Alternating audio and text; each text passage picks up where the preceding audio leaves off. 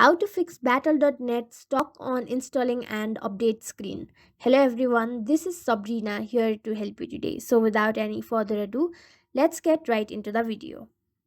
So first step is to make sure you have the latest version of battle.net application.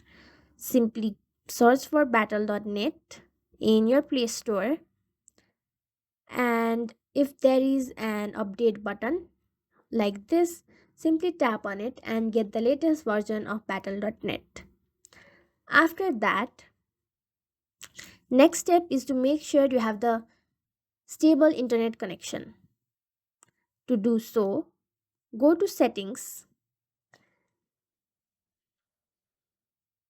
go to connections, and if your internet is not very good, turn on flight mode for a few seconds, turn it back off, and turn on the Wi-Fi again. Next step is tap and hold the battle.net application, go to app info, go to its storage section, tap on clear cache. If the problem still exists, uninstall the application and reinstall it back.